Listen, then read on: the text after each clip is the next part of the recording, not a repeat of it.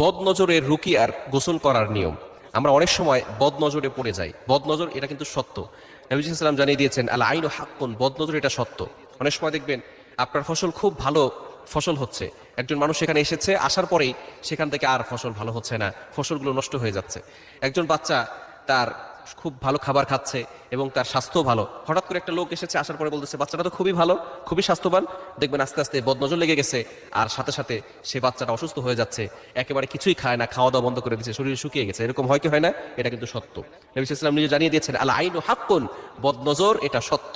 সুতরাং এই বদনজর থেকে বাঁচার জন্য কি করবেন? আবার অনেক সময় ব্ল্যাক ম্যাজিক, জাদুটোনা, কুফরি কালাম আমাদের জন্য করা হয়। বিশেষ করে এগুলো কিন্তু দূরের মানুষরা করে না, আশেপাশে যে মানুষগুলো আছে তারাই কিন্তু এই ব্ল্যাক ম্যাজিক করে, জাদুটোনা করে আপনাকে ক্ষতি করার চেষ্টা করে, যাতে করে আপনি ক্ষতির ভিতরে পড়ে যেতে পারেন। এর থেকে বাঁচার উপায় কি? বিশেষ করে বদনজর যদি আপনার লেগে যায়, বিশেষ করে আপনি অসুস্থ হয়ে যাচ্ছেন, তারপরে কিছু খেতে ভালো লাগে না, ঘরে ভালো লাগে না, অনেক সময় দেখবেন যে রুমে আপনি থাকতেছেন সেই রুমের ভিতরে আপনার মন টিকতেছে না, সেই রুমের ভিতরে ঢুকলে আপনার শরীর জ্বলতেছে, কেমন যেন ভিতরে ভালো লাগতেছে না, অস্বস্তি ফিল হচ্ছে, অসহ্য লাগছে, এরকম যদি হয় তাহলে মনে করবেন কেউ হয়তো ব্ল্যাক ম্যাজিক করেছে অথবা বদনজর লেগেছে।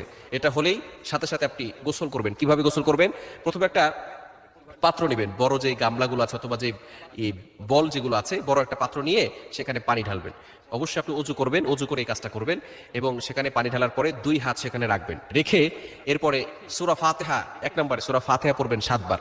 প্রথমে দুরূদ শরীফ 7 বার পড়ে নেবেন, দুরূদ ইব্রাহিম যেটা আছে সেটা পড়বেন, দুরূদ শরীফ 7 বার, এরপরে সূরা ফাতিহা 7 বার, এরপরে হচ্ছে আয়াতুল কুরসি 7 বার, এরপরে সূরা ইখলাস 7 বার, সূরা ফালাক 7 বার, সূরা নাস 7 বার। এর আগে সূরা কাফিরুনটাও 7 বার করে পড়ে নেবেন। সূরা ফাতিহার পরে সূরা কাফিরুন 7 বার, সূরা ইখলাস 7 বার, এরপরে সূরা ফালাক 7 বার, সূরা নাস 7 বার, এরপরে আপনি দুরূদ শরীফ আবারও 7 বার পড়বেন। পড়ে ওই পানিটা দিয়ে আপনি গোসল করে নেবেন। পানিতে আর ফু দিতে হবে না, যেহেতু আপনি হাত ওইখানে দিয়েই রেখেছেন, ওইখানে আর ফু দিতে হবে না, ওই পানিটা আপনি কি করবেন? গোসল করে নেবেন। অবশ্যই আমাদেরকে খেয়াল রাখতে হবে, এই আমলটা কিন্তু টয়লেটের ভিতরে করা যাবে না। বিশেষ করে বর্তমানে অ্যাটাচড টয়লেট হয়েছে, প্রত্যেকটা ঘরের সাথে সাথে টয়লেট, বিশেষ করে ফ্ল্যাটে যারা থাকে ঘরের সাথে সাথে টয়লেট, সুতরাং টয়লেটে বসে কিন্তু কোনো দোয়া পড়া যাবে না। এভাবে গোসল করবেন, ইনশাআল্লাহ আল্লাহ পাক রব্বুল আলামিন অবশ্যই এই বদনজর থেকে, কুনজর থেকে, হিংসুক চোখ থেকে আল্লাহ তাআলা আপনাকে হেফাজত করবেন। অনেক সময় দেখা যাচ্ছে যে আমরা এটা করার পরে সুস্থ হয়ে আবার খারাপ হয়ে যায়। এটা কেন? কেননা আমরা শরীর বন্ধ করে রাখি না। 5 ওয়াক্ত নামাজ আপনাকে মাস্ট বি পড়তেই হবে। যদি এই সমস্যা আপনার থেকে থাকে যে বারবার অসুস্থ হয়ে যাচ্ছেন, তাহলে 5 ওয়াক্ত নামাজ পড়বেন। নামাজের পরে আয়াতুল কুরসি 4 কুল, সূরা বাকারার শেষ 2 আয়াত এগুলো পড়ে এরপরে বুকে ফু দিবেন, আর হাতে ফু দিয়ে পুরো শরীরকে মাসাজ করে দিবেন, হাত বুলিয়ে দিবেন। তাহলে আপনার শরীর বন্ধ থাকবে, আপনাকে কেউ কোনো ক্ষতি করতে পারবে না। আল্লাহ পাক রব্বুল আলামিন আয়াতুল কুরসি পড়ার দ্বারা আপনার জন্য একজন ফেরেশতা নিযুক্ত করে দিবেন। এই ফেরেশতা আপনাকে 24 ঘন্টা 24 আওয়ার্স আপনাকে হেফাজত করবে, প্রটেক্ট করবে, হেফাজত করবে।